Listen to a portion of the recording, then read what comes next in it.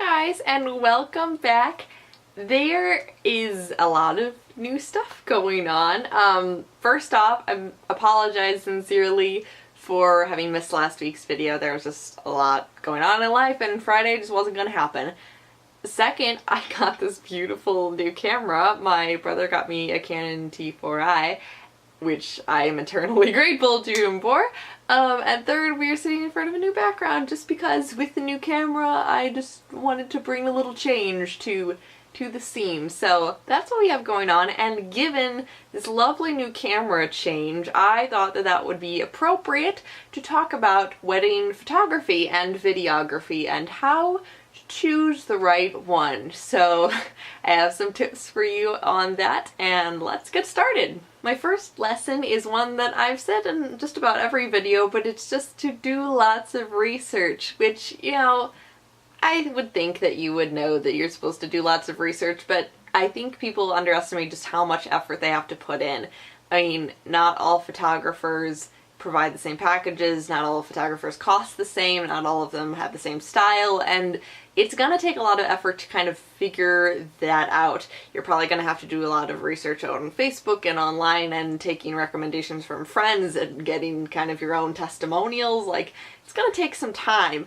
And there's just a lot of wedding photographers out there. There's a ton, and there are also a lot of people that just kind of say that they can do wedding photography, but can't really do it very well. So that's going to take some effort on your part to kind of figure that out and sort of weed through the masses of wedding photographers that there are. So you're going to have to do your research on that. My second lesson for you is no matter who you are choosing, make sure that you are going to get rights to copies of all your prints.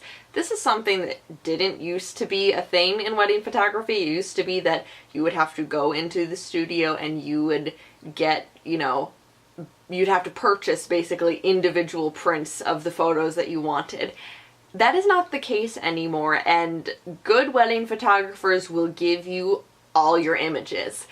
And if they don't, I would not recommend going with them. Like, it's a waste of your money to, you know, hire this photographer. You're already paying them for the photography session for the day, and then you can't even get all of your prints because you have to pay an additional cost for your prints. That's ridiculous.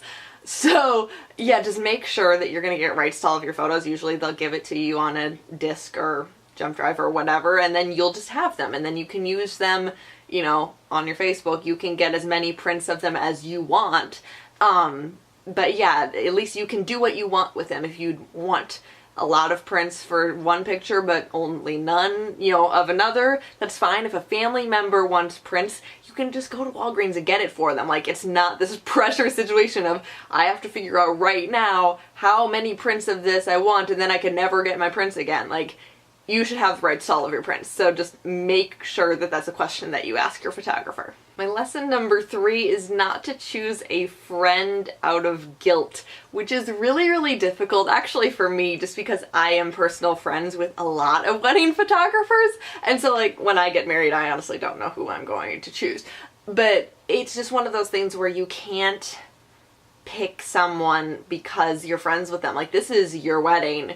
These pictures are going to last you forever, and just because you're personal friends with somebody, you might not like their photography style, and like, you should not by any means feel pressure or obligation to go with a certain photographer just because of personal reasons. Like, you need to go with who is right for you, and if that is your friend, then great.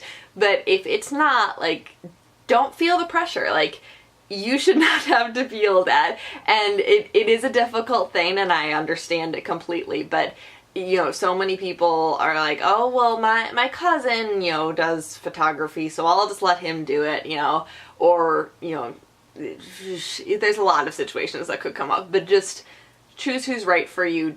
Don't let pressure get in the way of your choice. My fourth tip is to see if your photographer can come to your rehearsal dinner, especially if they haven't ever shot at your venue before. This isn't something that's completely necessary, but it's something that can be very beneficial for a variety of reasons.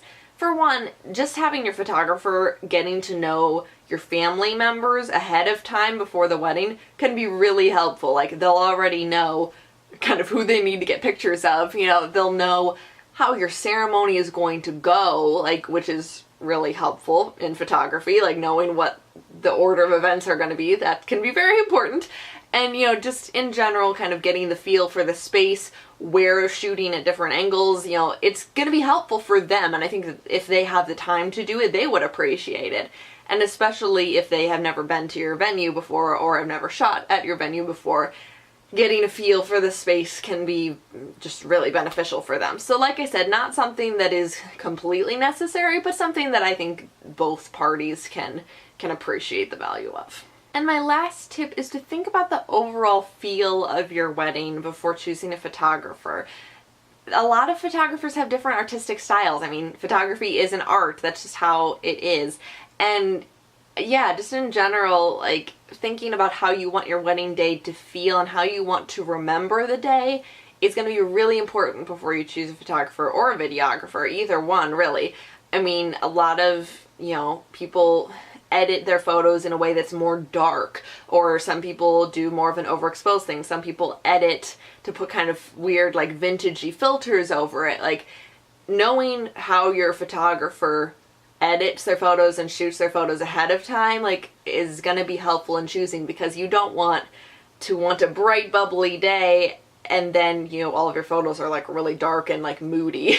Like, yeah, you just don't want that. And so that kind of goes back to doing your research, but, you know, think about how you want to feel when you're looking at photos and make sure that your wedding photographer and videographer reflect those feelings. So that's about it, guys. This was a quick little video, but I'm really excited to be back making videos with you. And as far as blog posts go, I do have a post about some different local photographers. If you are in the Chicagoland area, I have some photographer recommendations for you. So be excited about that, because, you know, we could all use some little inside knowledge as to who's out there. And so I just picked a few of my favorites to share with you, and hopefully, you know, you can bring your business to them. And yeah, that's all for this week, and I will see you next Friday. Bye.